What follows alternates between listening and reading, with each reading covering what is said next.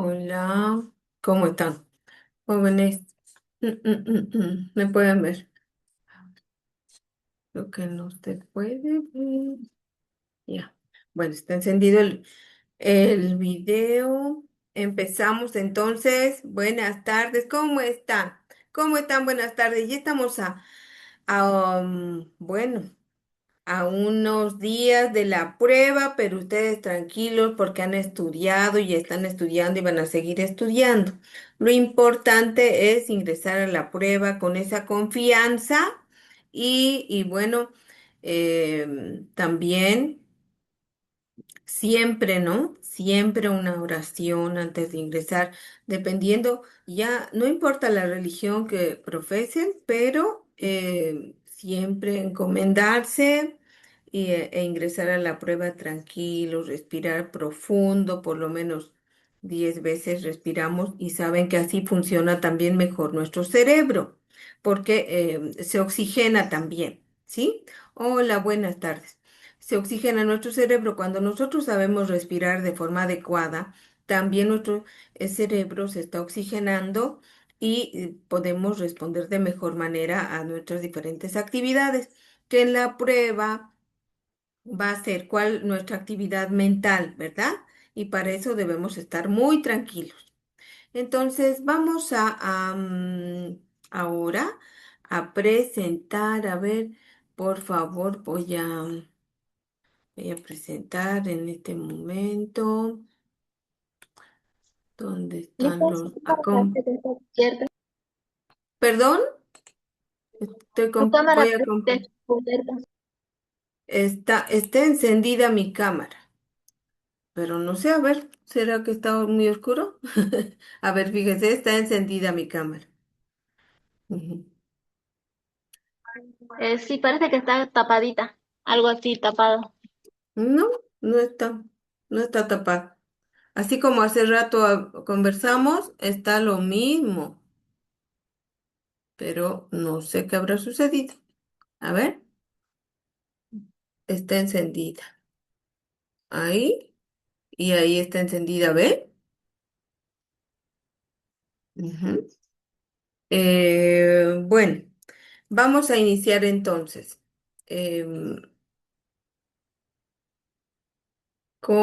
estamos presentando y la primera pregunta, a ver, estoy compartiendo, ¿no? ¿Lo pueden ver ustedes? ¿Pueden ver lo que estoy compartiendo? Sí, Sí, Lice. Lisa, se ve. Ya, qué bueno. Ya, entonces empezamos con la primera pregunta que nos están diciendo. La primera pregunta, ¿alguien me podría ayudar? Si alguien me ayuda con la lectura, por favor. Yo, Y me, Licen, ya, por favor. dice, ¿en qué región de átomos se encuentra concentrada la mayor parte de su masa, considerando la distribución de protones, neutrones y electrones? Eso, ¿no? Nos está hablando del átomo y bueno, sabemos que el átomo está compuesto, el átomo, por los protones, los neutrones y los electrones. Así que, ta- eh, bueno, estos átomos tan pequeños que no los podemos ver, ¿no? No podemos ver, aunque nos hablan aquí que tiene masa.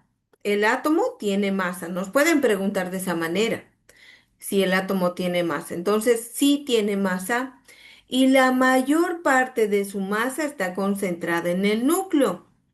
¿Por qué? Porque ahí se encuentran los neutrones y los protones.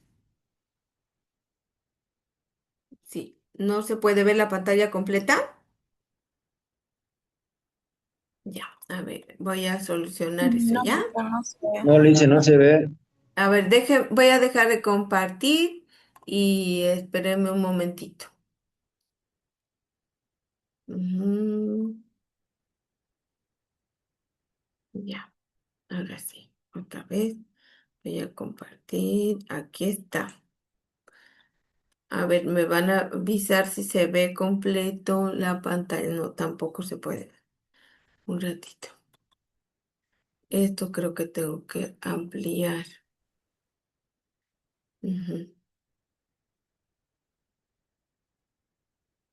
Y ahora sí. Ahora sí se va a ver completo.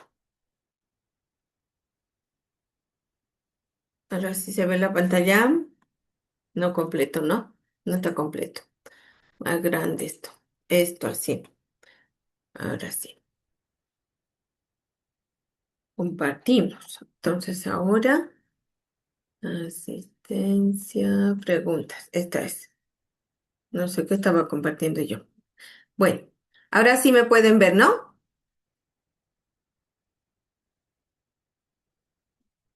No. Sí, Ahora Lisa, sí. se ve, Ahora pero sí. tiene que un poquito más arriba. Sí, así tengo que ponerla. Así. Así está bien. Sí, Lisa. Ahí está bien, ¿no? Un poquito más grande. Aquí vamos a eso. No, más grande ya no se ve. Bien. Ahí se ve. Sí, Ahora, ahí sí.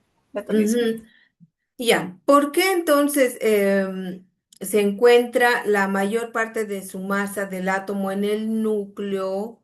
Es porque pues tiene mayor masa los neutrones y, y también tienen los protones mayor masa. eh, Casi 1000 veces más, así con respecto, los protones con respecto a los electrones tienen. Hay también valores, ¿sí? Valores de, los valores de carga y de masa de los electrones y de los protones y también de masa de los neutrones. Entonces, las relaciones son así, de tan, de verdad, inmensos, 1000, de 1 a 1000 más o menos, ¿sí? Pero como son partículas subatómicas, pues su tamaño es tan minúsculo alrededor de los, ni siquiera, o sea, ni de los Armstrong. Y cuando medimos distancias entre estas partículas subatómicas, se habla de Fermis o de femtos. En realidad, de Fermis cuando hablamos de estas partículas subatómicas, pero em, el submúltiplo es el femto, de 10 a la menos 15. Cuando nosotros dividimos 1 metro en 100 unidades, tenemos centímetros. Cuando dividimos en 1000 unidades, tenemos milímetros. Y cuando dividimos en 1 millón, una parte de 1 metro, dividimos en 1 millón, se llama micrómetro. Entonces, el Fermi, ustedes van a revisar. Los submúltiplos también nos pueden hablar con respecto a ello. Ahora, ¿cuál de estos, si nosotros vamos a leer el sustento, vamos a ver cuál de estos me van a decir cuál es el inciso correcto? La mayor parte de la masa del átomo se encuentra concentrada en el núcleo, ya que allí se localizan los protones y neutrones, partículas subatómicas con una masa significativamente mayor que la de los electrones. Aunque los electrones se distribuyen alrededor del núcleo, formando la nube electrónica y ocupan gran parte del volumen del átomo, su contribución a la masa total es mínima. Esta distribución explica por qué el átomo presenta un núcleo pequeño y muy denso, ¿sí? Rodeado por regiones de baja masa, principio fundamental para comprender la estructura atómica y el comportamiento de la materia.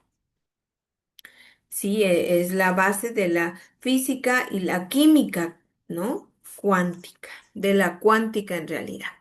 Ahora, de estos cuatro incisos, por favor, quiero que observen. El inciso A dice, vamos a volver a leer la pregunta. ¿En qué región del átomo se encuentra concentrada la mayor parte de su masa, considerando la distribución de protones, neutrones y electrones? ¿Cuál es el inciso correcto, jóvenes? Inciso B. Inciso B. Inciso B. Inciso B. Inciso B. Ay, entonces es correcto, ¿no? El inciso B. Este inciso es el correcto. Bueno, también podemos trazar una línea para identificar a este inciso como el correcto. Bueno, ahora vámonos a la segunda pregunta. ¿Qué dice? A ver, la segunda pregunta, ¿qué dice? Ustedes también tienen este documento. Dice así, ¿a qué corresponde el número atómico de un elemento químico? ¿A qué? ¿A qué corresponde? ¿Qué representa el número atómico de un elemento químico? Entonces nos vamos a ir al sustento que dice. El número atómico de un elemento químico corresponde al número de protones que se encuentran en el núcleo de sus átomos. Este valor es determinante porque define la identidad del elemento. Es decir, establece de qué elemento se trata y lo diferencia de los demás. Además, el número de protones condiciona la distribución de electrones alrededor del núcleo en los átomos neutros, ¿sí? Lo que a su vez explica el comportamiento químico del elemento y su posición en la tabla periódica. Es muy importante el número atómico porque como ustedes han escuchado, ¿sí? Y también pueden investigar y también tienen la tabla periódica de elementos. Pueden ver ahí ordenados los elementos químicos en la tabla periódica y pues el primer elemento a la izquierda de la tabla es el hidrógeno, cuyo número atómico es 1. Y luego, en ese mismo periodo que son las filas, al o sea, en ese mismo periodo, pero al frente, a la derecha de la tabla, en ese mismo periodo o en esa misma línea, se encuentra el helio, cuyo número atómico es 2. Y así vamos, el segundo periodo es del litio y vamos ahí ordenando los elementos de acuerdo al número atómico y pues lo que está en vertical son los grupos, ¿no? Los grupos de elementos que se asemejan también por sus características em, químicas en realidad. Y y por ejemplo, tenemos los gases nobles, tenemos los no metales, los metales alcalinos, alcalinotérreos.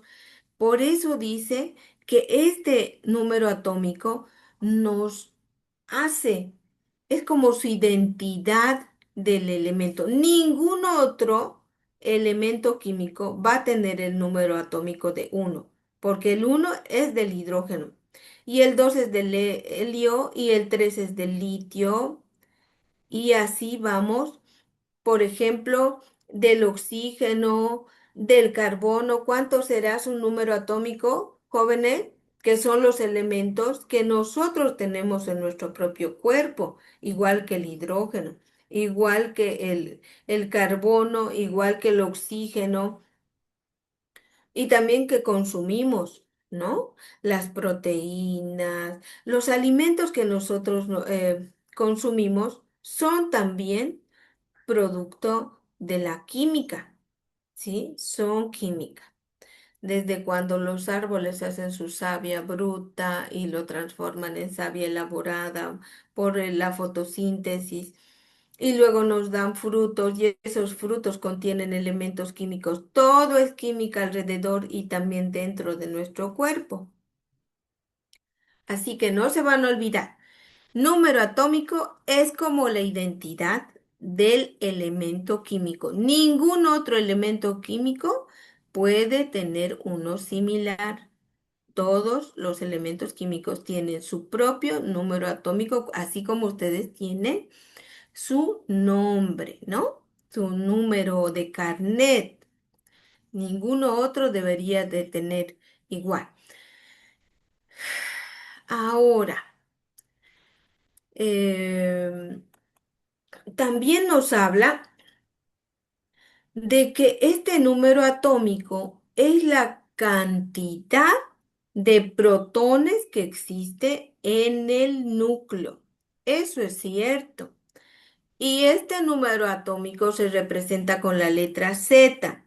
Y este número atómico representa la cantidad de protones.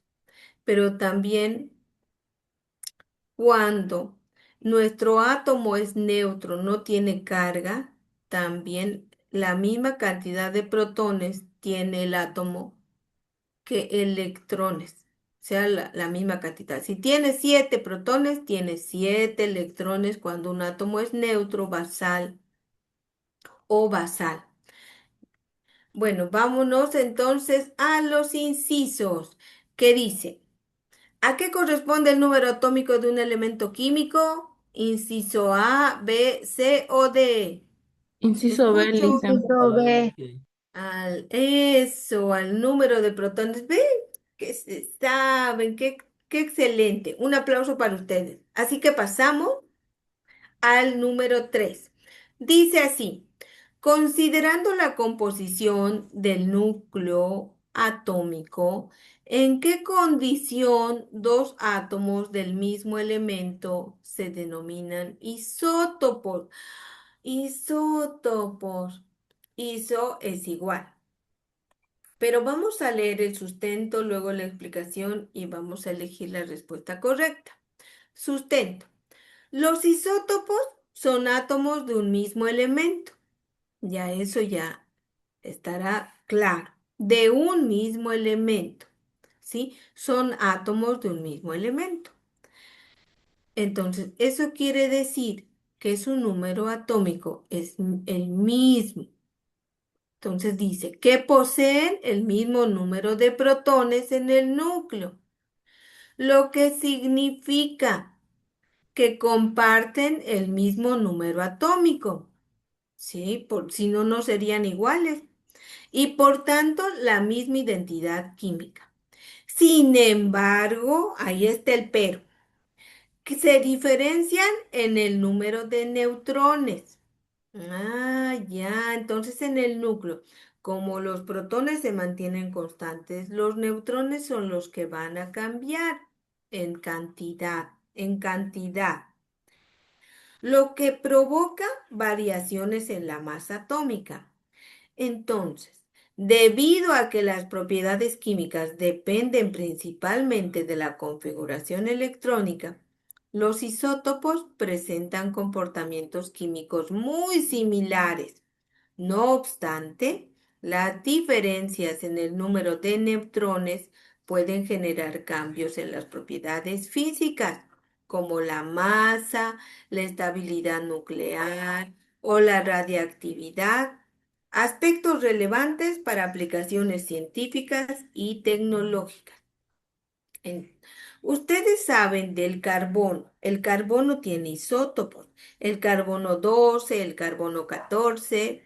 El carbono 12 se usa para diferentes estudios, pero uno que nos puede ayudar a recordar es que es la base fundamental para nosotros conocer las unidades de masa atómica, porque como estos átomos son tan pequeñitos, necesitamos una relación de masa, una UMA. Y todo esto se hace en base al carbono 12, a la doceava parte del carbono 12, como si fuera nuestro sistema de referencia para las unidades de masa atómica. En cambio, el isótopo 14, sí, el isótopo carbono 14, ese nos ayuda para investigaciones de los restos fósiles, para saber de cuánto data, de cuántos años es un resto, un cuerpo, ¿no? Nos sirve. ayuda a los que están investigando esas características. ¿Ve? Diferentes usos, pero el mismo átomo. Entonces, ustedes recuerden, un isótopo tiene el mismo número atómico, pero cambia en su número. ¿En cuál? ¿En cuál? En el número de neutrones. Y como ustedes saben que el número de masa atómica, o sea, la masa atómica es igual a la suma del número de protones más el número de neutrones. Si va a cambiar la cantidad de los neutrones, va a cambiar también la masa atómica. Ahora, vámonos a los incisos. A ver, ¿quién me va a responder cuál es el inciso correcto de esta pregunta número 3? El inciso Inciso A. B, Lisa. B, cuando poseen el Inciso mismo B. número de protones, Inciso pero B. distintos. ¡Uy, qué excelente! Muy bien. Pregunta 3, saldada. Ay, yo me estoy olvidando de poner entonces la flechita. Ahí está. Este es el inciso B, es el correcto. Muy bien, vámonos ahora a la pregunta número 4. A la pregunta número 4 que Era no. dice, ¿está bien?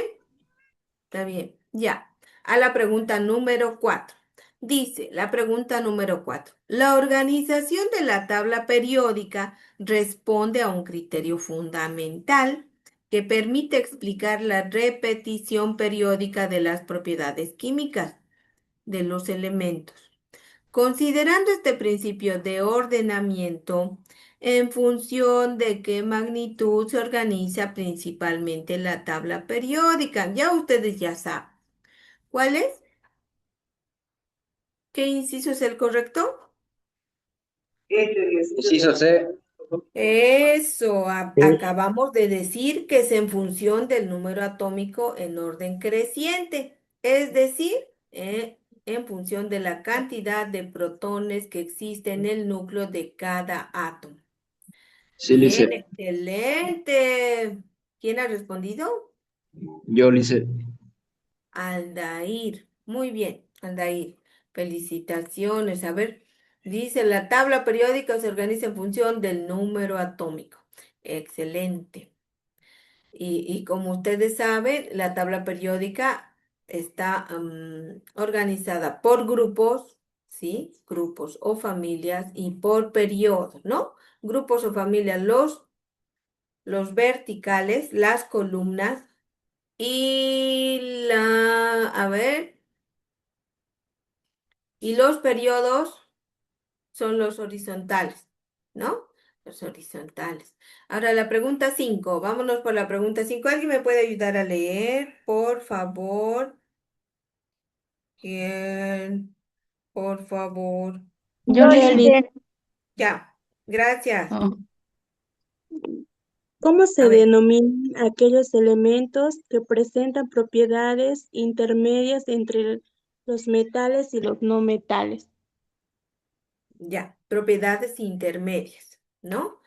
Eh, por ejemplo, cuando tenemos nosotros agua caliente y agua fría y mezclamos, ¿no? Claro que es esto calorimetría cuando hacemos esto. Mezclamos y pues al mezclar ya se torna, entran en equilibrio y ya el agua ya no es fría ni caliente, es tibia.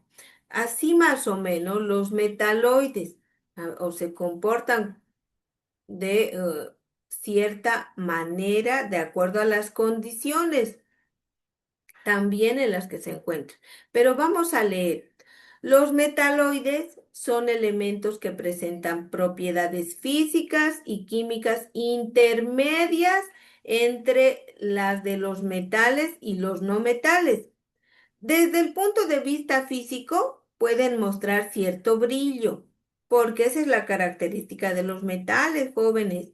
Tienen ese brillo, son plomizos, eh, con cierto brillo como pueden ver ustedes en la vida. En un clavito que está nuevo, tiene ese brillo. en el aluminio, en las ollas de aluminio, en las ollas de acero inoxidable, aunque es una aleación, y pues en el cobre de los cables tiene ese brillo. Y esa es una propiedad física. Ahora, pero a diferencia de los metales, suelen ser frágiles y no maleables. ¿Eso qué significa? Que se quiebran. Aplica uno una fuerza y se quiebra. En cambio, los metales, como el cobre, pueden haber esos cables y podemos estar estirando. O si queremos con un mazo, podemos aplastar esos cables y se pueden volver como unas laminitas así, delgadas y planas. ¿Sí? Podemos manejar, doblar, manipular sin que se rompan, mientras que los metaloides dice que son muy frágiles. Ahora, eso es físicamente, porque todas las sustancias, los elementos, en realidad ahora que estamos hablando de los elementos químicos, tienen sus propiedades físicas y también tienen sus propiedades químicas. Ahora, en cuanto químicamente, los metaloides, su comportamiento puede variar según las condiciones de reacción. Por eso tiene mucho que ver con las condiciones de la reacción. Esta dualidad les permite actuar en algunos casos como conductores y otros como semiconductores. Esta propiedad resulta clave para su uso en dispositivos electrónicos y tecnológicos. Por ejemplo, em, miren, si nosotros los metaloides, como dice aquí, hacemos que esté en cierta condición de temperatura y de presión, actúan como metales.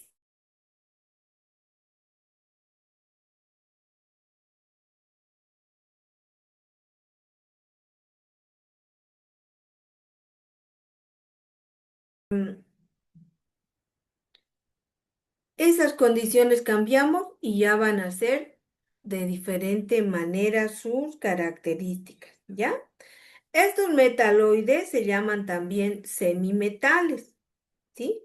Como ya habíamos hablado, pues se comportan como metales en un caso y se comportan como no metales en otro caso, de acuerdo a las condiciones, ¿ya? A las condiciones en las que estamos, en las que los ponemos, por ejemplo. A ver,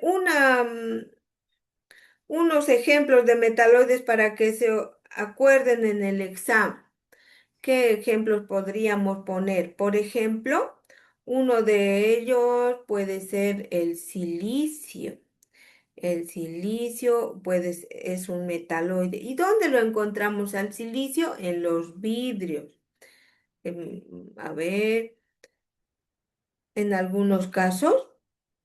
El silicio, como ustedes como podrían saber, algunos aquí nos dicen los dispositivos electrónicos y tecnológicos se utilizan ahí, se utilizan también, por ejemplo, el boro, se puede utilizar, ¿no? Dependiendo de qué tipo de tecnología están utilizando.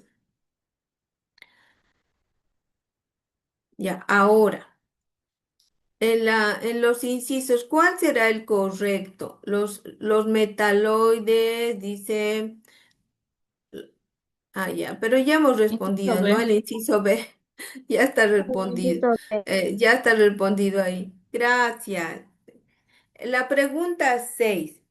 ¿Cuál es la causa principal de la formación de un enlace químico? ¿Cuál será la causa principal?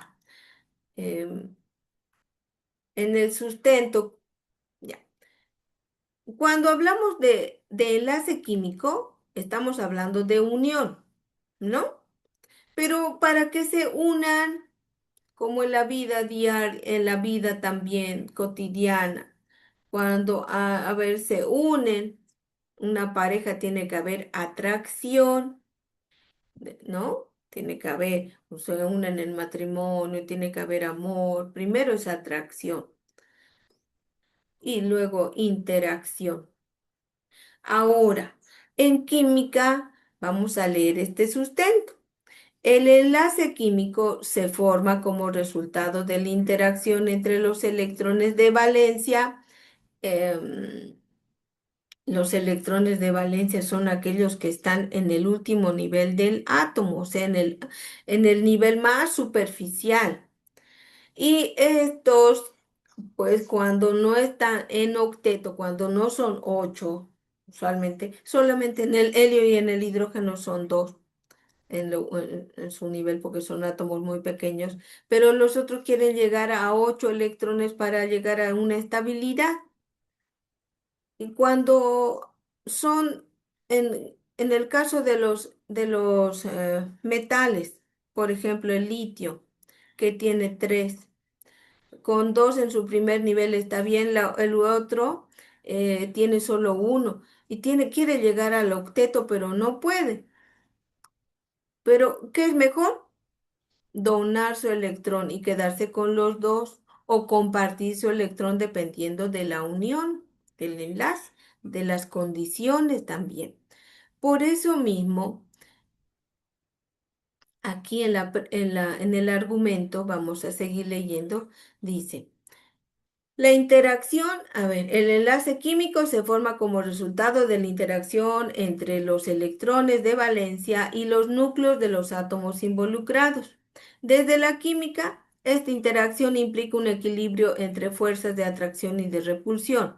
Los electrones de un átomo son atraídos por el núcleo de otro, mientras que existen repulsiones entre electrones y entre núcleos.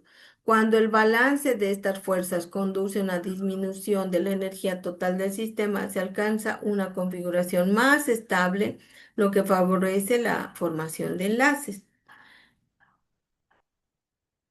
Es un intercambio de electrones, ¿no? La unión. Ahora, ¿en base a qué? Sí, Jessica, por favor, no rayes la pantalla. Dice, ¿cuál es la causa principal? Por eso nos están hablando.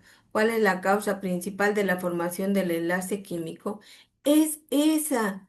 La causa principal es que no hay ese equilibrio de energía. Hay esa interacción. En esa interacción de atracción y repulsión, no hay ese equilibrio de fuerzas. ¿Sí? De fuerzas. Y por eso debe de llegar a un equilibrio, un átomo, un equilibrio de energía, ¿ya? Debido a esas fuerzas. Entonces, esa es la primera causa.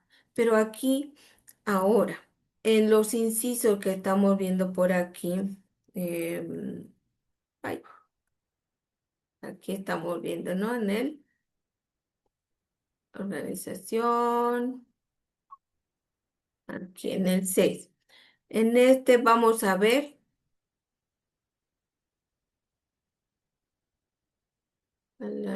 ¿dónde está ahora? Estamos bien, ¿no? A ver, ¿dónde está? ¿Dónde está? Ahí, anotar. Vamos a anotar. Em, bueno, ahora, de estos incisos, ¿cuál es el inciso correcto? ¿Cuál es la Inciso causa B. principal? Inciso. B. Inciso B, la interacción entre electrones de valencia que están en el último nivel y los núcleos, porque los electrones de valencia tienen carga negativa y en el núcleo está la carga positiva. Entonces debe de haber ese equilibrio de carga, eh, equilibrio, y eso significa un equilibrio de energía. Todo en la vida se trata de esa interacción entre masa y energía. Es interacción masa, energía, energía, masa. Y debemos de lograr ese equilibrio. Siempre todos los cuerpos van a tratar de lograr ese equilibrio, ya sea de fuerzas, ya sea de energías, ya sea de cargas. Ahora, la pregunta 7 nos dice, Nos preguntan, ¿no? Nos dicen, ¿cuál es la característica principal del enlace iónico que permite distinguirlo de otros tipos de enlaces? Ahora, como hemos hablado de los enlaces, la causa, ¿cuál será la característica principal del enlace iónico? El enlace iónico se produce cuando un átomo cede electrones y el otro lo acepta, como usualmente es entre un metal y un no metal. ¿Sí? Porque un metal, como tiene pocos electrones en su último nivel de energía, y un no metal tiene, por ejemplo, el cloro tiene 7 electrones, y con el sodio que nosotros conocemos y también que consumimos en nuestra sal de mesa, el sodio tiene un electrón en su último nivel. Em, ¿Y qué es mejor para el sodio para llegar a su estado de equilibrio? Es ceder ese electrón, cede ese electrón y pues al aceptar el electrón, el cloro ya no tiene 7 sino 8 y ahí se asemeja al gas noble. Todos los elementos químicos. Sí, los elementos químicos quieren llegar a la estabilidad de los gases nobles, por eso mismo los gases nobles tienen en su mayoría 8 electrones en su último nivel de energía y no reaccionan fácilmente. Digo casi todos porque el helio solamente tiene 2 porque es muy pequeño ese átomo, igual que el hidrógeno. Pero vamos a leer, vamos a seguir leyendo aquí. Este tipo de enlace ocurre generalmente entre metales, no metales, debido a la diferencia en su tendencia de perder o ganar electrones. La atracción electrostática entre los iones de carga contraria es la fuerza que mantiene unido al compuesto, originando estructuras sólidas, cristalinas, con propiedades físicas características como elevada estabilidad y altos puntos de fusión. Ahora, ¿qué inciso es el correcto? Inciso B, Lisa. Inciso B. A ver, sí, por la atracción electrostática. Electrostática entre iones de cargas opuestas. Cargas contrarias se atraen, ¿verdad? Y cargas similares se repelen. Eso es lo que dice en la electrostática. En el punto 8, antes de leer la pregunta 8, vamos a irnos al sustento y luego vamos a responder, ¿ya?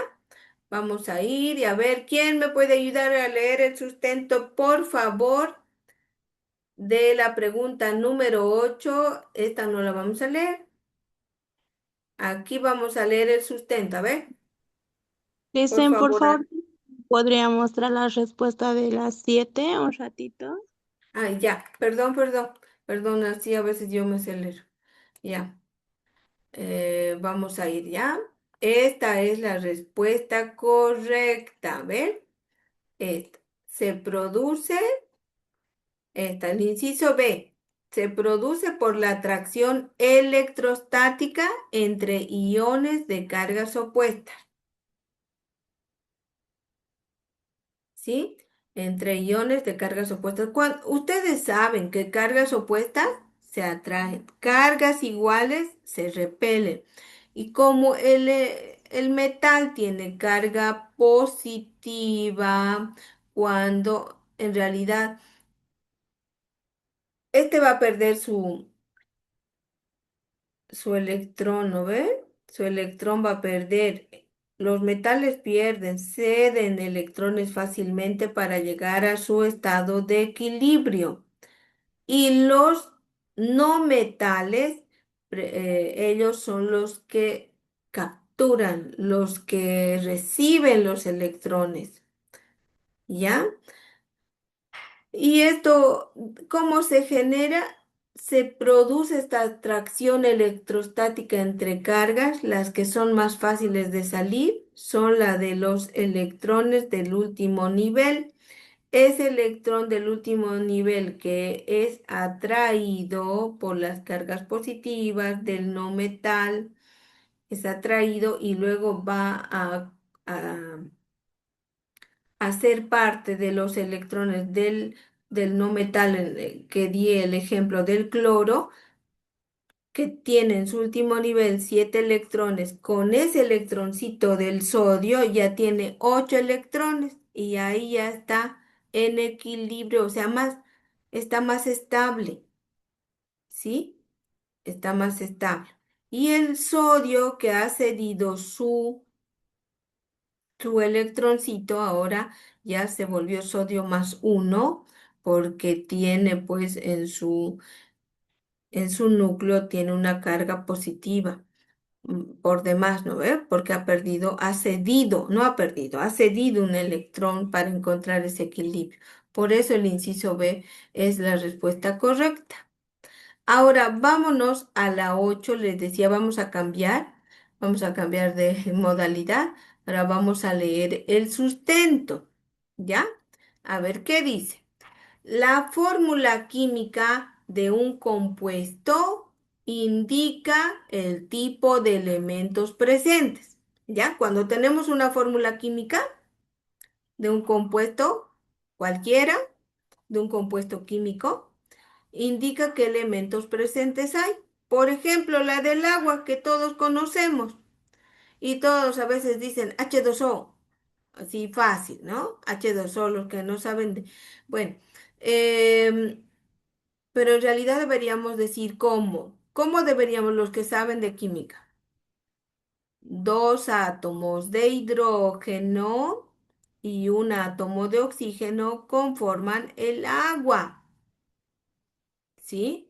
Eso, ¿no ve? Esa es la fórmula química del agua. H2O. ¿Sí? Hidrógeno con el subíndice 2 y oxígeno con el subíndice 1, que no se escribe. Bueno, esa es la fórmula química del compuesto agua. Por eso dice, indica el tipo de elementos presentes. ¿Qué elementos hay en la fórmula del agua? En la fórmula química, hidrógeno y oxígeno. Y la proporción en la que sus átomos se combinan para formar la sustancia. ¿Qué proporción es? Dos átomos de hidrógeno, un átomo de oxígeno. Pero si pusiera así, dos átomos de hidrógeno, dos átomos de oxígeno, ya no sería agua, sería agua oxigenada. ¿Ve que cambian? Ya no es la misma sustancia, porque no es la misma fórmula química. Por eso es importante saber escribir correctamente las fórmulas químicas que representan al compuesto del que estamos estudiando. ¿Sí? La fórmula química de un compuesto indica el tipo de elementos presentes y la proporción en la que sus átomos se combinan para formar la sustancia. Bueno, esta representación simbólica permite identificar cuántos átomos de cada elemento intervienen en la estructura del compuesto, ya sea en una molécula o en una red cristalina. ¿No? Cuando tenemos por ejemplo, estamos hablando aquí, pues, de la red cristalina, cuando están diferentes elementos, ¿no? Está un elemento metálico, por ejemplo, o un óxido también doble, a ver, ¿qué podríamos decir? En realidad, red cristalina se refiere a lo de los metales, que su orden es así. También podríamos ver desde la química, dice, esta información es esencial para comprender la composición de la materia, establecer relaciones cuantitativas entre reactivos y productos.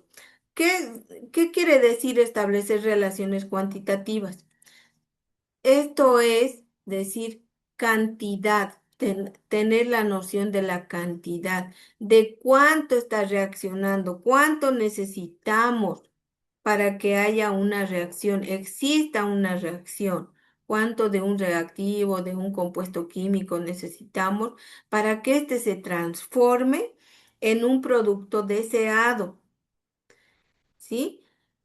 Sin ello, no tendríamos resultados de transformación.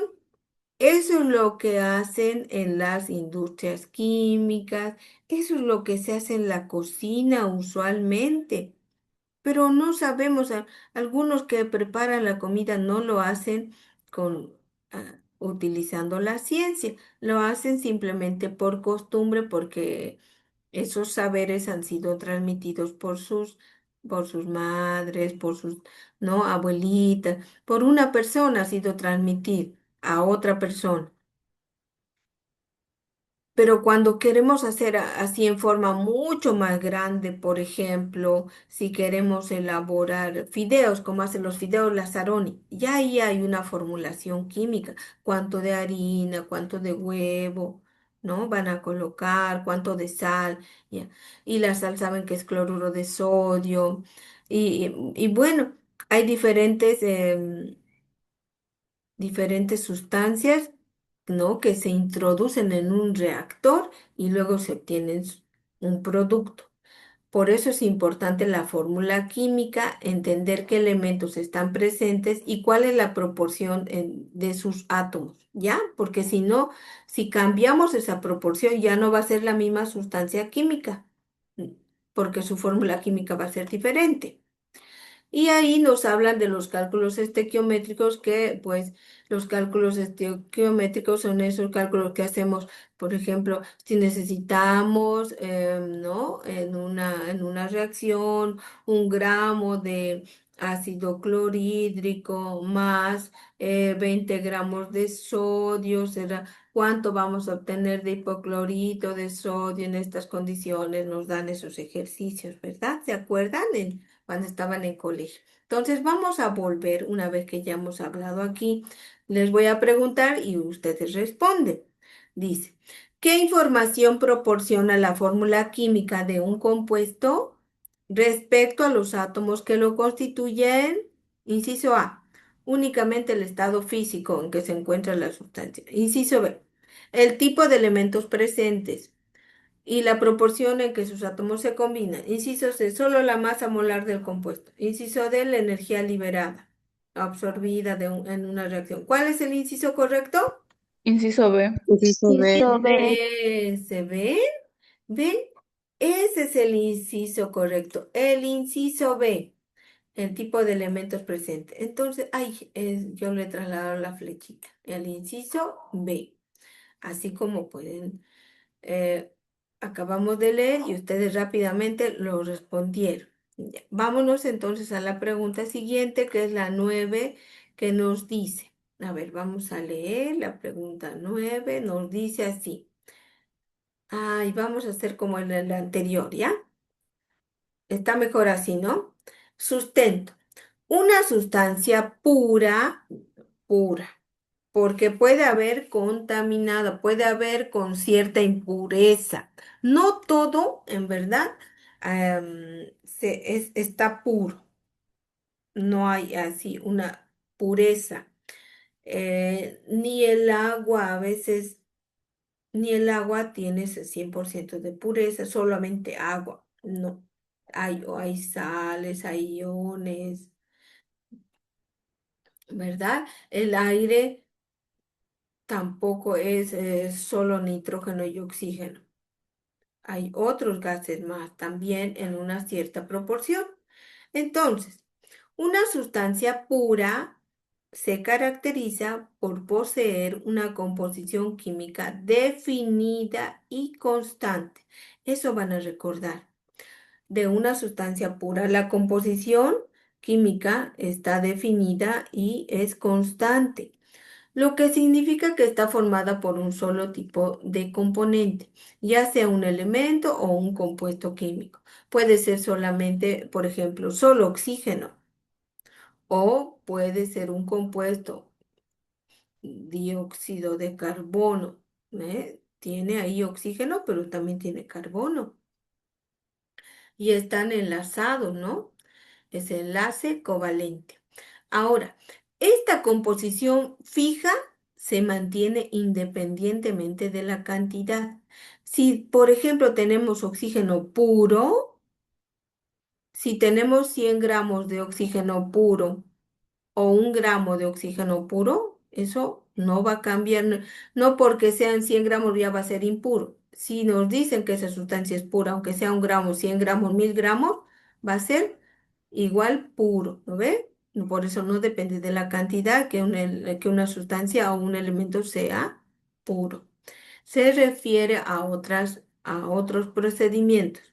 Bueno, entonces, esta composición fija se mantiene independientemente de la cantidad de sustancia considerada, o sea, de esta sustancia pura, y le confiere propiedades físicas y químicas específicas, como punto de fusión, punto de ebullición, la densidad, a diferencia de las mezclas, ¿no? Las mezclas en- y las mezclas ya son pues combinaciones de sustancias puras, ¿no?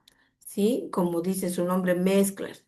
Por ejemplo, una mezcla que nosotros tomamos siempre puede ser leche y café, una mezcla, ¿sí?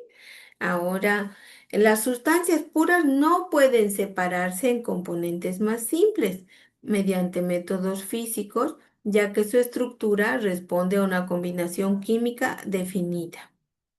Yo no puedo separar ahí agua, si yo tengo agua en un vaso de cristal, en cualquier vaso, en un recipiente, agua, yo no puedo separar ahí con mis manos los oxígenos y los hidrógenos a un lado.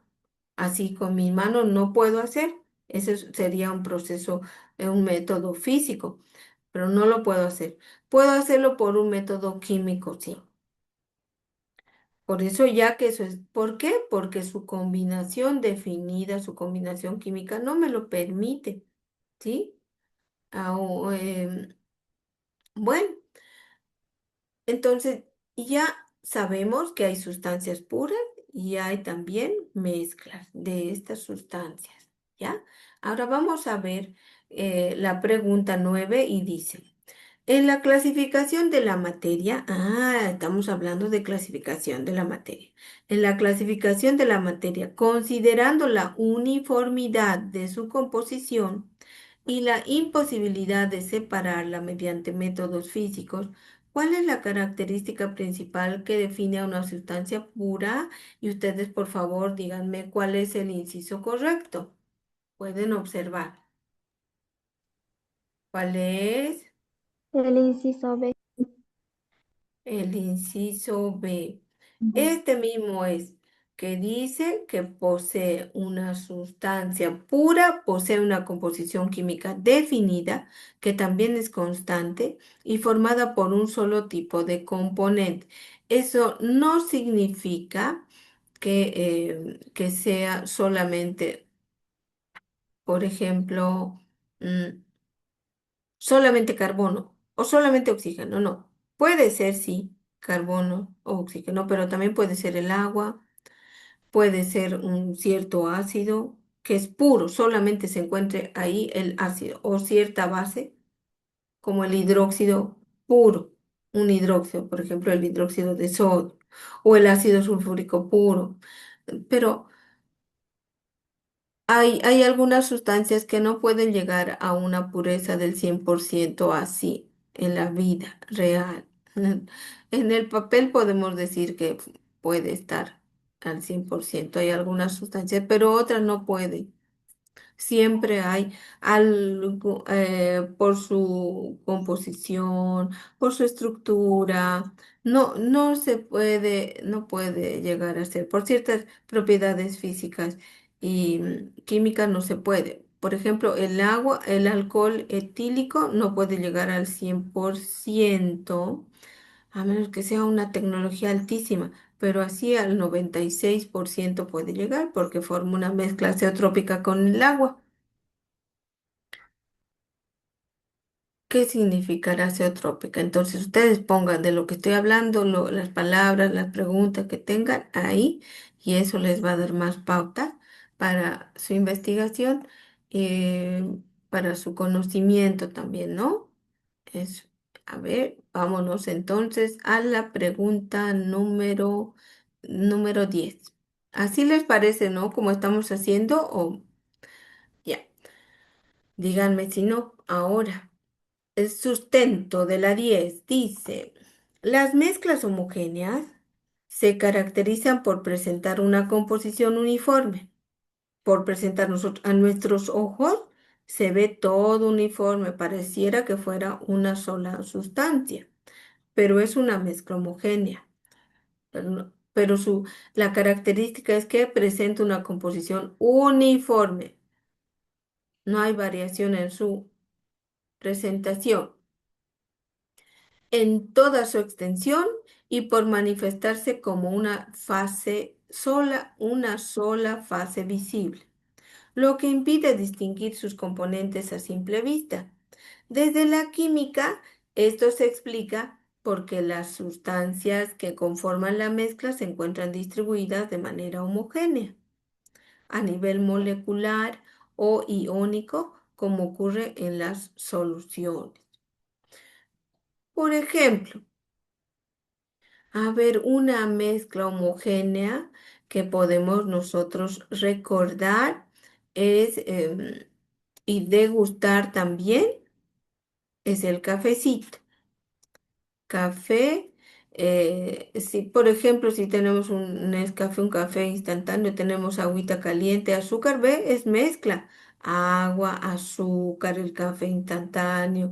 Aplicamos ahí la mecánica porque vamos a con la cucharilla, vamos a girar y hacemos trabajo, ¿no? ¿Se acuerdan de lo de física? Estamos haciendo trabajo también, moviendo en la cucharilla y luego obtenemos una mezcla homogénea que a simple vista presenta una sola fase. Ahora, ¿cómo podría eso ser una mezcla heterogénea? Por ahí nos pueden preguntar en el examen. Si nosotros tenemos, por ejemplo, se puede visualizar así con el café, pero lo vamos a sacar ahora para nuestro ejemplo. Solo agua y azúcar. Mezclamos la cucharilla de azúcar en un vaso con agua y mezcla homogénea. Y seguimos añadiendo azúcar y azúcar hasta que ya no se va a poder disolver el azúcar en el agua y se va a formar dos fases, el agua y el azúcar, los cristales de azúcar que ya no van a poder disolverse porque ya se saturó esa mezcla. Y, y ahí se puede ver una mezcla heterogénea, dos fases. Hasta porque cada líquido, cada sustancia también tiene su constante de saturación. Pero en este caso estamos hablando de mezcla homogénea y la particularidad es que se presenta en una sola fase visible. ¿Sí? Ya. Aunque sean diferentes sustancias que la compongan, como en la tacita de café. Bueno, vamos a preguntarnos ahora. En la clasificación de los sistemas materiales, considerando la distribución de sus componentes y el aspecto que presentan, ¿cuál es la característica que permite identificar a una mezcla homogénea? Y ahora yo espero su respuesta. Inciso B, Lisa. ¡Oh! ¡Uy, qué bien! Inciso B. Tiene una composición uniforme en toda su extensión. Bien, excelente, excelente, muy excelente. Bueno, ahora vámonos a la pregunta número 11, pero vamos a irnos al sustento. Ahora el sustento dice, un cambio físico se caracteriza porque no altera la composición química y es así. Y esto también puede estar en el examen. Por eso estas preguntas ustedes las tienen que analizar, como estamos haciendo ahora. Dice, un cambio físico se caracteriza porque no altera la composición química de quién, de la sustancia, sino que afecta únicamente aspectos externos como el estado de agregación. Ustedes conocen los tres estados de agregación principales, pero en realidad hay seis, pero esos otros tres son bajo ciertas condiciones de presión y temperatura que son muy altas o muy bajas. Pero los tres que conocemos son el líquido, el sólido y el gaseoso, ¿sí? A esos. Entonces, también afecta la forma, también afecta el tamaño. Como les había puesto en la anterior clase, el ejemplo de la hoja de papel, que pues es una lámina y si yo lo estrujo, que estoy aplicando fuerza mecánica, ¿verdad? Con mi mano y voy a hacer un bollito y ya va a cambiar de forma y va a cambiar también de tamaño. Entonces, esto implica que las partículas que constituyen la sustancia mantienen su identidad química, porque esa hojita de papel no ha cambiado, sigue siendo de papel, aunque su forma hubiera cambiado. Y el agua es también un ejemplo muy característico, porque el agua que bebemos, por ejemplo, aquí en Santa Cruz, a temperatura ambiente está más o menos a 25 grados centígrados. Esa es agua líquida y si yo lo pongo en el refrigerador, los cubitos de hielo salen, son agua, pero en estado sólido.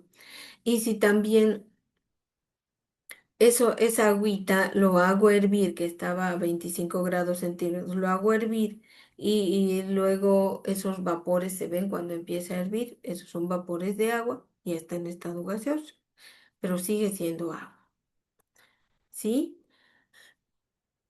Y ya dice aquí, ya que no, ¿por qué? ¿Por qué siguen siendo la misma sustancia química? Porque no se rompen ni se forman enlaces nuevos, sigue siendo la misma sustancia química.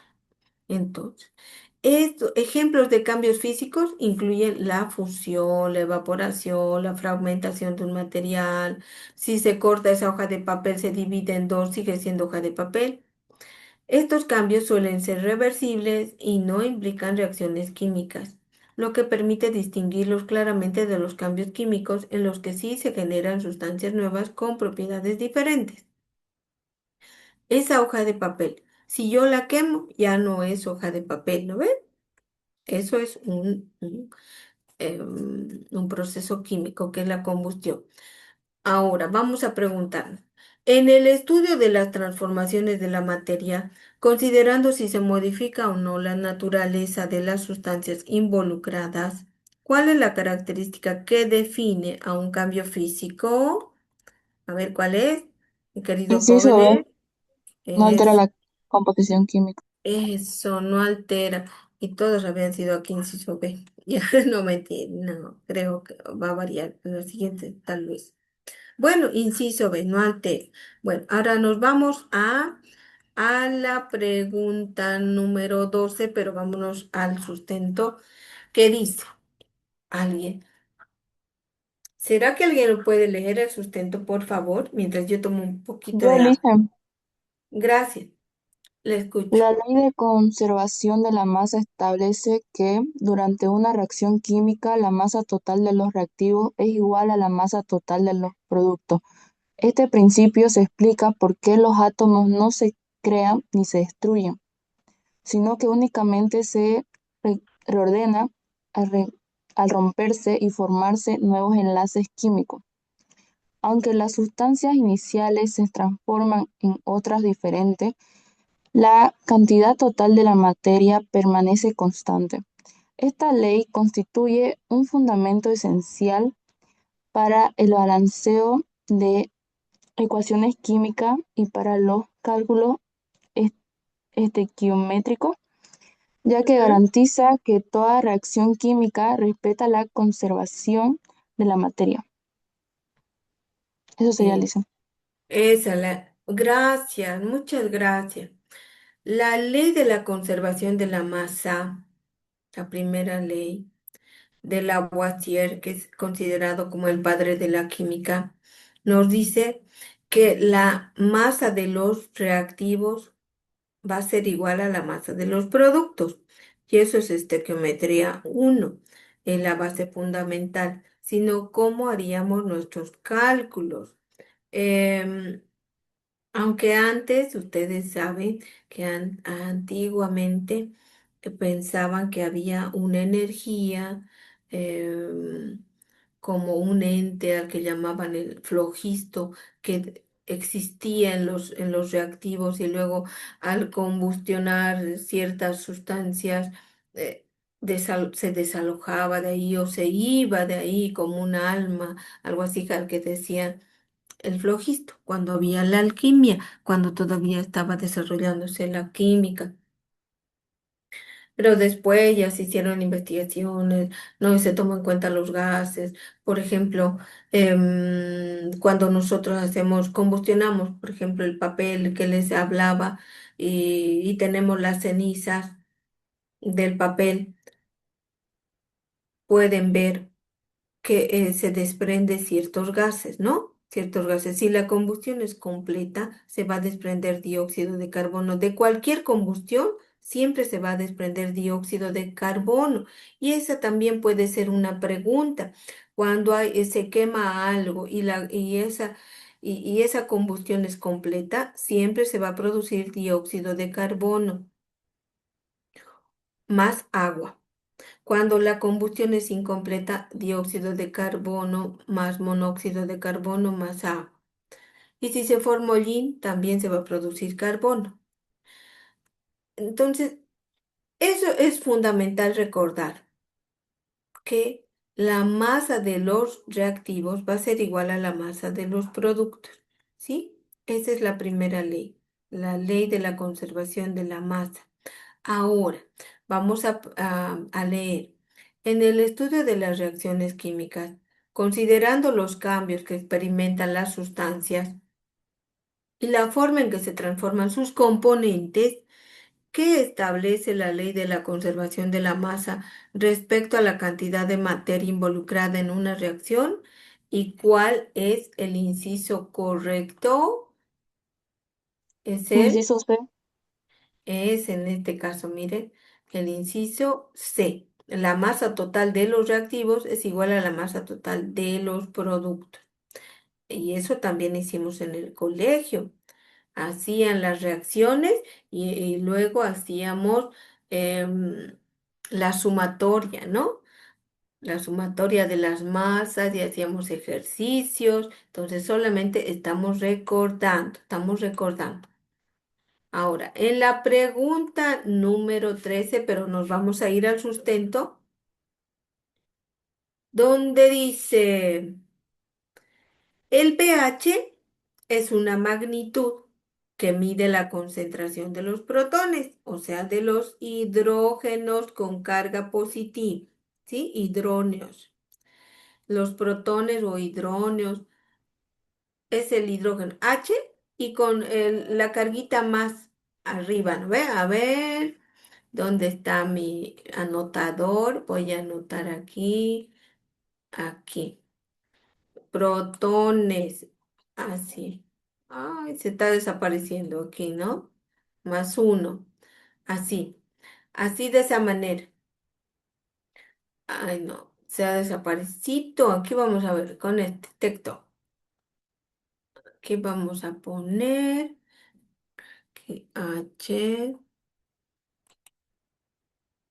No, esto mayúscula. Aquí. Y vamos a poner el más uno. Ya, pero ustedes saben. Más uno. De todas maneras vamos a poner esto como su superíndice. Aquí. Hola. Ya no me deja, ¿no? Aquí. Bueno, vamos a ponerlo super. Ya. Aquí. Jóvenes. Entonces, ¿dónde está control Z? No me deja escribir. A ver, vamos a escribir aquí otra vez. Aquí, aquí con esto. Ah, ya, aquí está. Marcador. En este hidrógeno y aquí sumas uno. Eso pueden ver, ¿no? Aunque no esté tan bien escrito. Esos son los protones. Entonces, estos protones, esta concentración, que la concentración así se simboliza, la concentración de estos protones, la concentración usualmente es en moles sobre litro, eso es molaridad, la concentración de estos protones presentes en una solución. ¿Se acuerdan ustedes de de las concentraciones de las soluciones? Molaridad, normalidad, partes por millón, molalidad, sí, masa, masa, esas son concentraciones físicas, masa, masa, masa, volumen.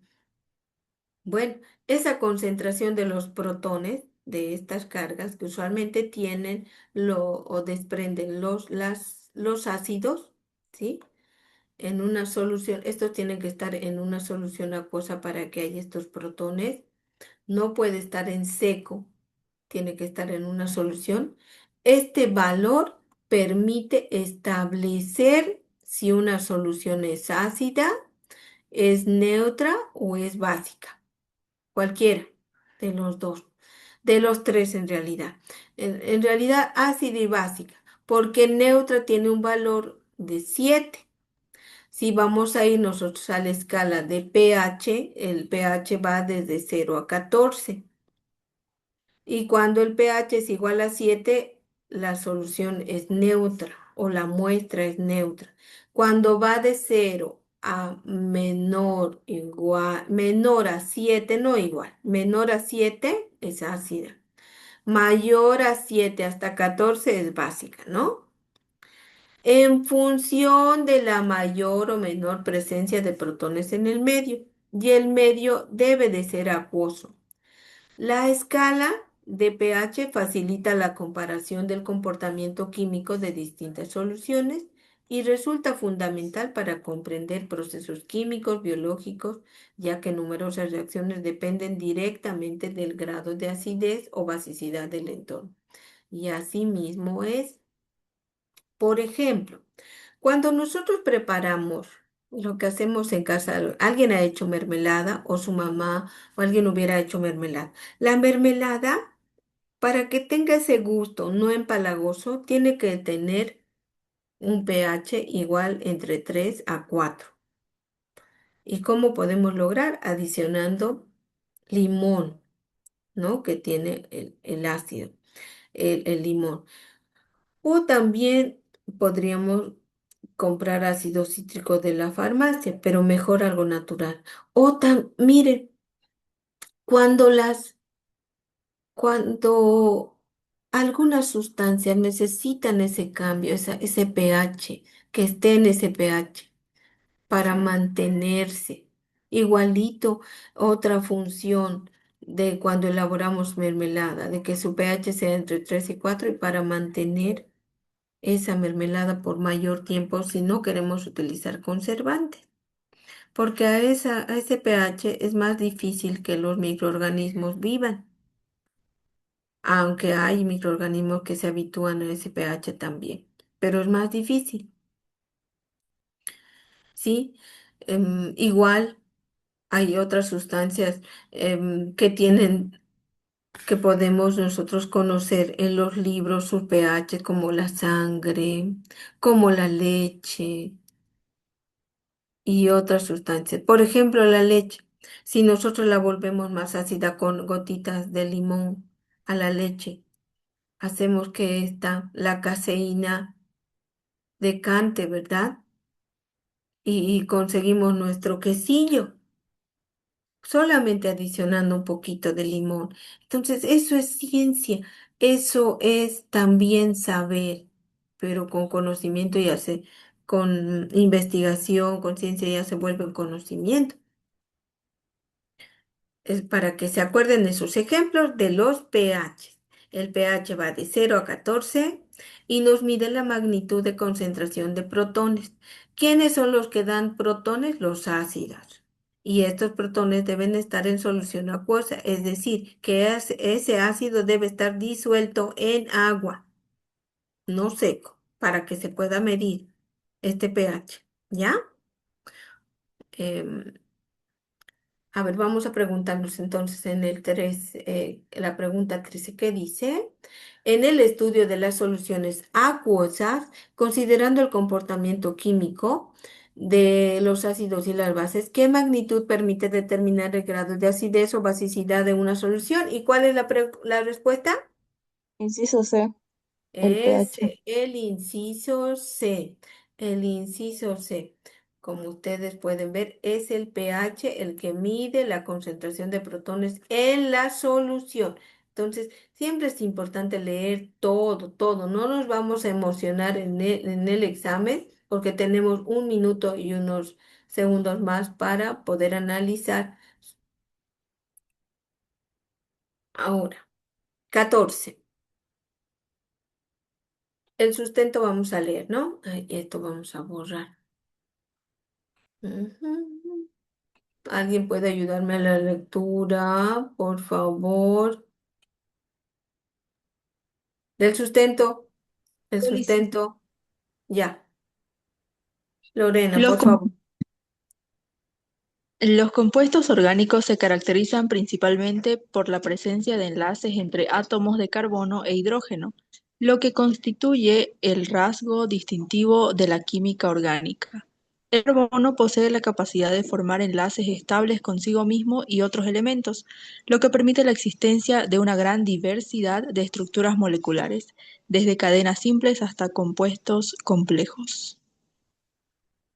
Sí, ya. Gracias, Lorena. Los compuestos orgánicos entonces no se van a olvidar. Los compuestos orgánicos siempre van a tener la presencia de enlaces carbono, hidrógeno. Siempre, carbono, hidrógeno siempre va a haber en los compuestos orgánicos. Aunque el carbono forma inorgánicos, ustedes saben, el ácido carbónico, el dióxido de carbono, pero ya con el oxígeno también. Pero carbono, hidrógeno, enlace carbono, hidrógeno y cadenas, sobre todo, cadenas de carbono, carbono, porque el enlace digo, el carbono forma estos enlaces, no forma estas cadenas, estos enlaces covalentes, tiene esa particularidad que se llama concatenación, ¿sí? de- del carbono. Eso es lo más característico y el rasgo distintivo de la química orgánica. Esa capacidad de formar enlaces entre carbono y carbono, ya les dije que es concatenación.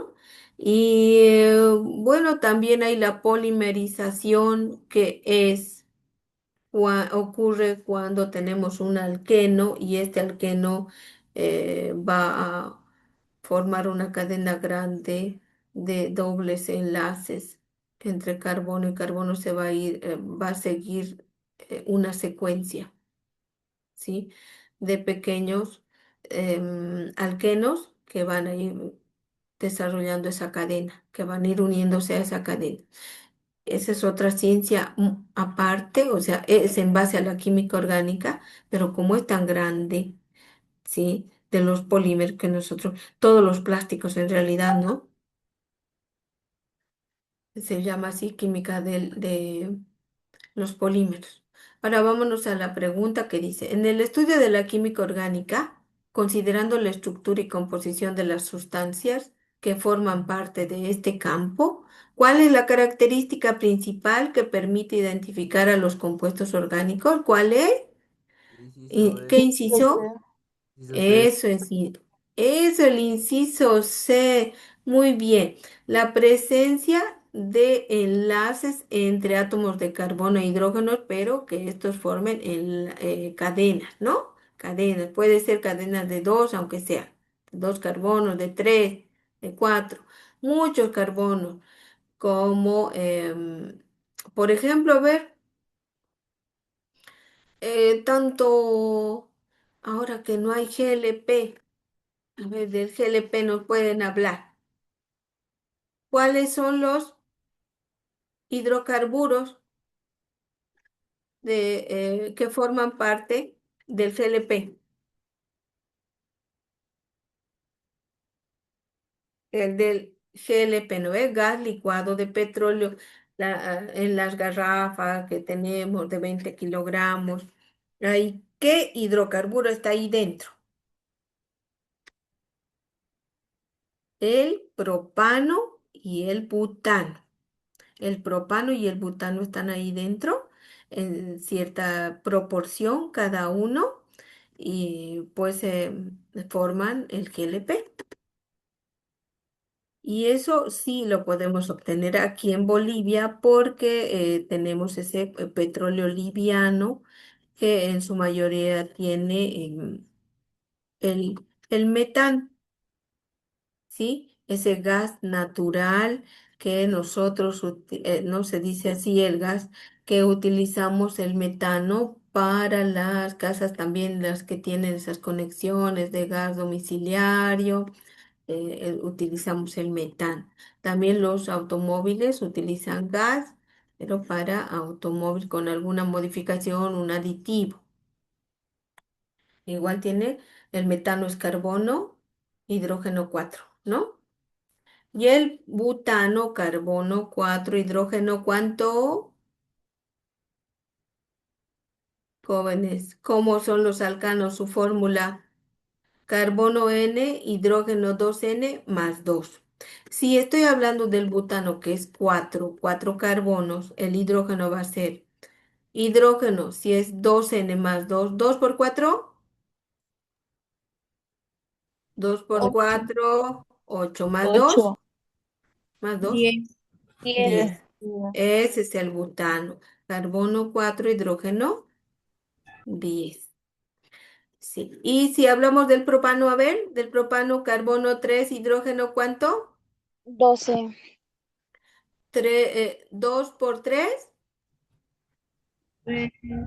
6. Más 2, 6. más 2, 8. 8. 8. Eso, carbono 3 hidrógeno 8. Así va a ser. Ese es el propano. Y el butano, bueno, ya, eso hay que recordar. Para los alquenos es carbono N, hidrógeno 2N. Para los alquinos, carbono N, hidrógeno 2N menos 2. ¿Están recordando eso, no? Porque les pueden decir cuál es la fórmula general para los alquenos, para los alcanos, los alquinos.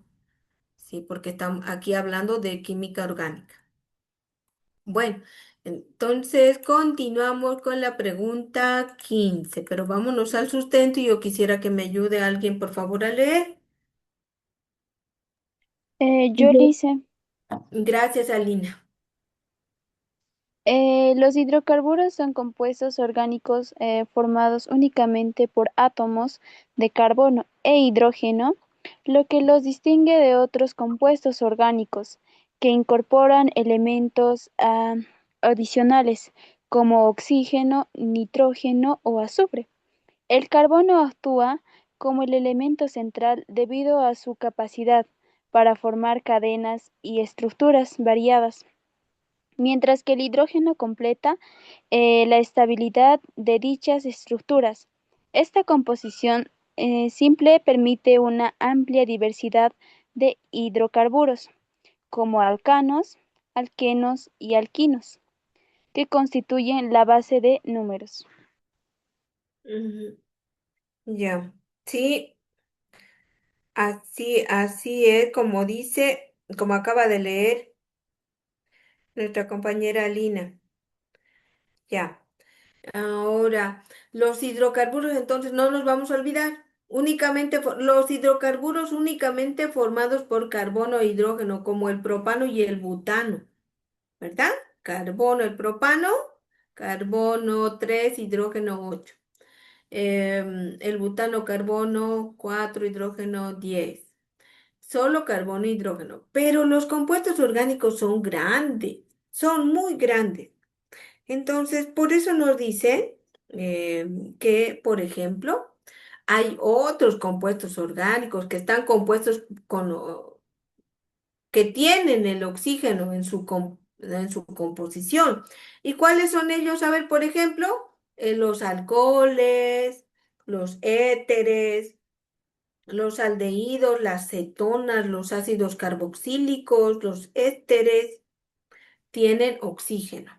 Esos son eh, estos compuestos orgánicos oxigenados, pero también hay otros compuestos orgánicos que tienen nitrógeno, que son las amidas,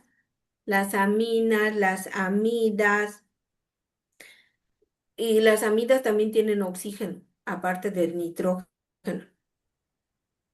¿sí? Y otros que, como el azufre, tienen también otros compuestos que pueden ser los alquilos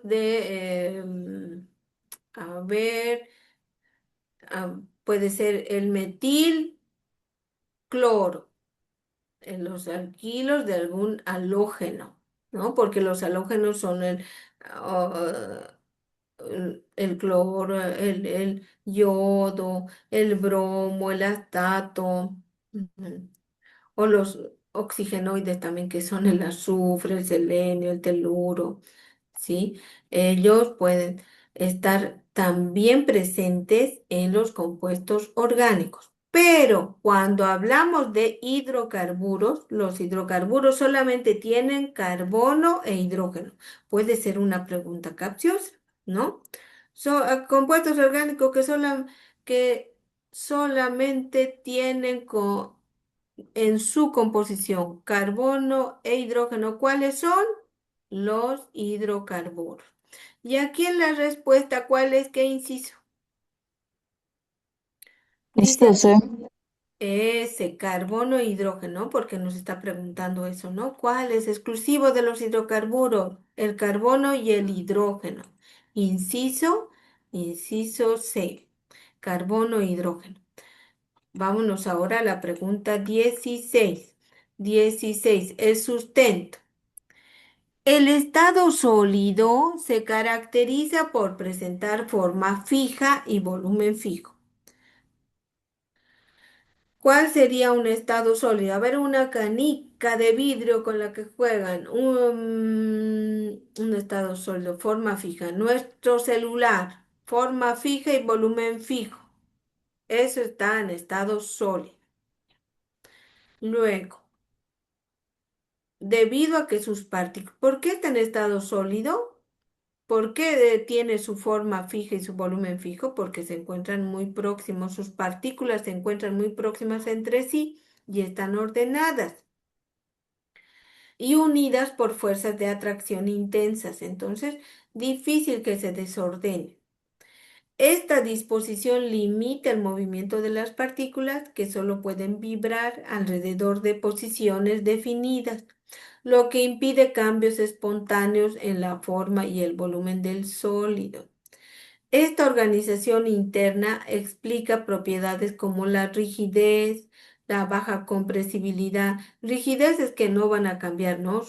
Son rígidos, son duros, no van a cambiar. Ejemplo, tal vez no sea el mejor ejemplo el celular, pero un sólido es un libro que no va a cambiar de forma a menos que nosotros apliquemos una fuerza, ¿no? Una fuerza que haga que haya ese cambio en su forma, una fuerza mecánica muy grande. Luego, esta organización interna dice que aplica, bueno, también la baja compresibilidad. Ese libro no vamos a poder aplastarlo y no va a volverse como una lámina, a menos que sea así con las manos, no. Una fuerza muy grande, pero eso ya son los extremos como les hablé, les mencioné de los otros estados de agregación. Y también dice que tiene que ver con la estabilidad estructural de los sólidos. Esto está muy relacionado a cómo están ordenadas las moléculas, las partículas en realidad que conforman ese sólido. ¿Sí? Y todas estas características nos diferencian del estado líquido y del estado gaseoso, en los cuales las partículas presentan mayor libertad de movimiento. Por ejemplo, el líquido, su volumen sí es constante, pero su forma adopta el recipiente que lo contiene. Y el gaseoso es de verdad caótico, ¿no? No tiene forma definida, no tiene volumen definido, Si nosotros, por ejemplo, abrimos una botella de soda, lo abrimos y sentimos cómo sale el gas, está ahí contenido en la botella, pero una vez que abrimos, sacamos la tapa, adopta ya el espacio del exterior o de la habitación donde estamos, ¿no? Dependiendo también eso de su masa, cuánto sea, ¿no? A dónde se va a ir a alojar. Bueno, pero ocupa mayor espacio. Ahora vamos a ir a la pregunta que dice, en la clasificación de los estados de la materia, ¿cuál es la característica que define de manera más precisa el estado sólido? ¿Cuál característica? Y ustedes me dirán qué inciso. Inciso B, Inciso B, dice. inciso B, Eso, ¿no? Presenta forma forma fija y fija volumen. y volumen fijo, sí. El sólido, ¿ve? Que saben, qué excelente. Vámonos entonces a la 17, que dice, los modelos moleculares permiten representar de manera simplificada estructuras que no son visibles a simple vista. Sí, no podemos ver, ¿no? Porque están conformados por átomos.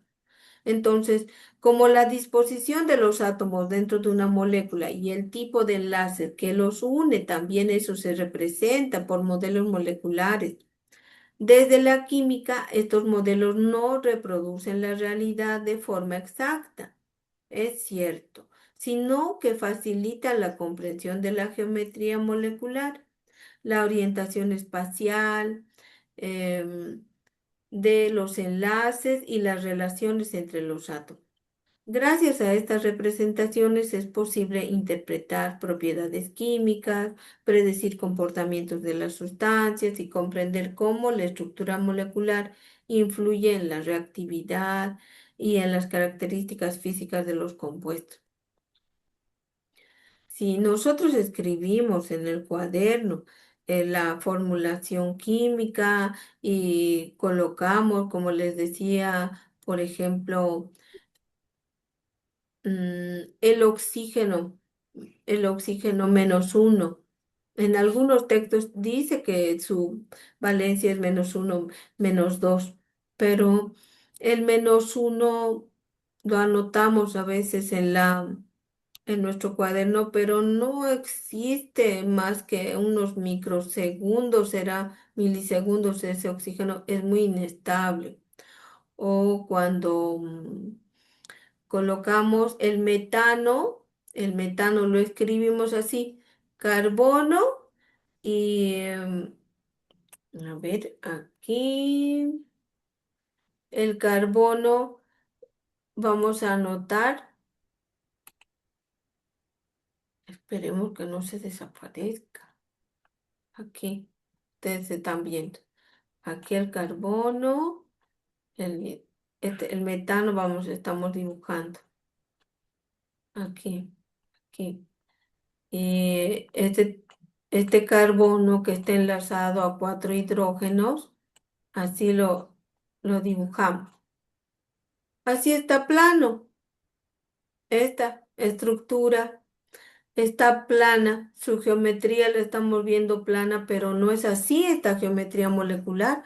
Ustedes saben que el carbono, pues, hace con el hidrógeno forma una, ¿cómo es? Aquí, mira, vamos a ver. Con el hidrógeno. Esto les voy a confundir. Control Z, control Z, control Z, control. Ya. Con el hidrógeno forma como una pirámide. Y aquí, también aquí, vamos a poner una pirámide, más o menos, ahí, así. Y esta vamos a formar así, más o menos, con el metano. No es planito, no es plano. Es una figura, no, un cuerpo en realidad, más o menos, un cuerpo como una pirámide, ¿sí? Es lo que formaría el metano. En realidad, su geometría molecular sería así, en realidad lo de la derecha. Y este en planito, en plano, nosotros hacemos de forma didáctica para entender mejor, porque así no entenderíamos, mira, nos complicaríamos así la vida. Por eso los modelos moleculares se usan en química, ¿sí? Igual para los átomos se usan, ¿no? El modelo de Dalton, de Thomson, de Rutherford para los átomos. Igual para representar también las fórmulas, los compuestos químicos se utilizan, ¿no? Estas representaciones nos hacen interpretar las propiedades químicas de forma más sencilla. Ahora, ¿qué dice? A ver, aquí. En el estudio de la estructura de la materia, ¿para qué se utilizan los modelos moleculares en química? Para, ¿cuál es el inciso correcto? ¿Cuál será? Dice para B. representar de Inciso forma, B dice. eso, inciso C, ¿no? De forma simplificada la disposición de los átomos. Para eso es el modelo, modelo químico, modelo físico, modelo matemático. Bueno, ahora, el, en la 18, el ácido sulfúrico es un compuesto químico formado por dos átomos de hidrógeno, un átomo de azufre y cuatro átomos de oxígeno, lo que se representa mediante esta fórmula. Ah, aquí hay un error, ¿no? Hay un error aquí. Es- dice aquí cuatro átomos de oxígeno y este no es, este aquí está dos. Esta proporción refleja la estructura del anión sulfato y la cantidad de hidrógenos que le confieren su carácter ácido.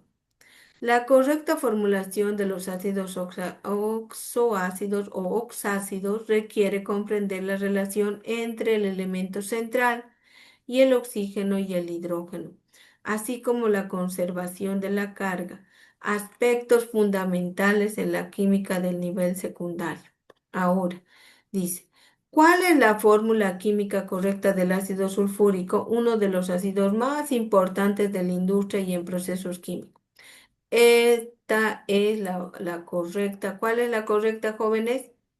La El C. inciso No sé. C. Lo Ese sé, es le- el ácido sulfúrico. No, porque aquí el azufre está actuando con su valencia 6 6 como es par, se pone 2 aquí, 2 más 6 es 8 y 8 entre 2 que es la valencia del oxígeno, se pone 4. El ácido sulfúrico se utiliza para diferentes cosas, el ácido sulfúrico, pero es una sustancia controlada, ¿no? Porque se ha utilizado, se ha mal usado el ácido sulfúrico. Este ácido sulfúrico, pues, como, ¿por qué le habrán puesto como ejemplo el ácido sulfúrico? ¿En qué se utilizará? A ver, ustedes que tienen, por favor. Vamos a averiguar, vamos a ver en qué se utiliza el ácido sulfúrico, jóvenes. Vean, díganme, ustedes pueden, ¿en qué se utiliza el ácido sulfúrico? Los usos. para procesos químicos, Sí, pero ¿como cuáles? ¿Como cuáles? A ver, porque si les he hablado del ácido sulfúrico, hay que averiguar más. Aquí nos dice, claro, el átomo central es el azufre. Y este ácido, como ustedes pueden ver, puede perder, eh, puede perder dos hidrógenos. Y como saben que con los hidrógenos, al perder dos hidrógenos, ya se transforma en un anión porque va a tener carga negativa de -2. Esos dos hidrógenos pueden reaccionar con otras sustancias. Y como este ácido no es muy fuerte, ¿no? Semi, no es muy fuerte, como otros ácidos.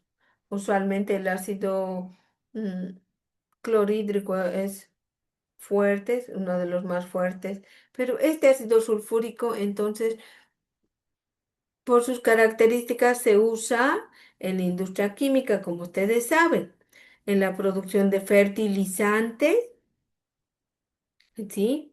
En la síntesis de algunos productos, como igual otros ácidos, como les hablaba del ácido clorhídrico, que es uno de los más fuertes, el ácido nítrico que venden en las ferreterías para limpiar también, en la limpieza.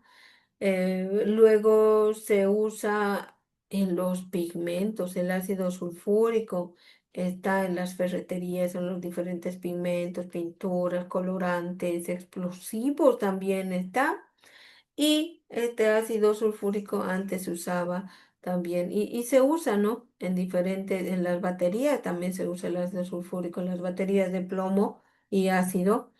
Y, y se usa también cuando se tiene petróleo y se quiere refinar, es decir, se quiere hacer los diferentes cortes, las diferentes purificación de los compuestos que tiene el petróleo. También se usa en la industria metalúrgica. Por ejemplo, cuando se quiere limpiar el acero, otros metales, cuando se quiere galvanizar o proteger, ¿no? Se usa ciertos protectores en los metales para evitar la corrupción. Se utiliza también en la extracción de minerales, cuáles minerales como el cobre y el uranio que se utiliza por su radioactividad, ¿no? También se utiliza en la industria textil, en los papeles y hasta para el blanqueo y tratamiento de las fibras, para tener ese papel tan blanco, igual la tela igual blanca. em, y otro como el tratamiento de agua, que ajusta el pH, ayuda el proceso de purificación. em, y se usa también como limpieza industrial, como productos de limpieza industrial, se utiliza también en la cosmética y hay esos usos, pero también hay que tener cuidado con los ácidos, porque es altamente corrosivo y no se puede tener en casa este ácido, ¿no? Ni por más, porque igual sus vapores son tóxicos, porque se evaporan, ya que se puede, como está en solución, entonces se puede evaporar y causa hasta intoxicaciones altas. Entonces, vámonos ahora a la 19 que nos habla del cloruro de sodio, que es un compuesto iónico formado por la unión de un ion sodio con la carga positiva y un ion cloruro de carga negativa. La fórmula es del cloruro de sodio se muestra ahí, indica que los iones se combinan en una proporción de 1 a 1, miren, 1 a 1, y de modo que las cargas se neutralizan, dando lugar a un compuesto eléctricamente neutro. Esta presentación es fundamental para comprender cómo se forman los compuestos iónicos y cómo la fórmula química refleja el equilibrio de las cargas, aspecto central en la formulación inorgánica trabajada en secundaria, ustedes saben. ¿Cómo hacían esto? El sodio más uno, el cloro menos uno, se intercambia y luego se hace la sumatoria de cargas más uno menos uno, cero. ¿Sí, no ve? Y es el inciso B el correcto porque nos dice que la proporción es de 1 a 1. Un átomo de sodio, un átomo de cloro. Y ese es el inciso correcto. Y también es conocido como sal de mesa. Ahora en el 20 nos habla también del dióxido de carbono. Este es un compuesto químico formado por un átomo de carbono y dos átomos de oxígeno, lo que se representa mediante la fórmula que se muestra, carbono, oxígeno 2. Esta fórmula indica la proporción fija entre los elementos que conforman la molécula y permite diferenciarla de otros óxidos del carbono. El dióxido de carbono desempeña un papel importante en los procesos de respiración, la fotosíntesis, la regulación del clima, por lo que su correcta formulación es esencial. Ahora, en la respiración, porque nosotros exhalamos o sacamos o botamos dióxido de carbono, introducimos oxígeno, o sea, el aire, y usamos el oxígeno para la respiración, y luego en nuestros alvéolos hay la oxidación, y luego exhalamos el dióxido de carbono. Pero aquí también nos hablan de la fotosíntesis, que las plantas que nos dan el oxígeno que nosotros respiramos utilizan el dióxido de carbono para procesar su comida, que es la savia elaborada, que es producto de la fotosíntesis. Para que ocurra la fotosíntesis, los reactivos son, ¿cuáles son? El dióxido de carbono, el, ¿qué más es? La savia bruta que se encuentra en las hojas, por eso así son planas, así como unas láminas, el sol, el agua del medio ambiente y el sol también, que es el catalizador, o sea, la energía que se necesita para que ocurra la reacción de la fotosíntesis, y el producto que nos da es, o que obtiene la planta, es su alimento, que es la savia elaborada. em, y luego también el oxígeno y más el agua, ¿no? Todo esto, ahora hablan de la regulación del clima. Si vamos a producir tanto dióxido de carbono con todas las industrias, los automóviles, todo eso va a cambiar, ¿no? El clima, como está cambiando. El efecto invernadero, todo ello, ¿no?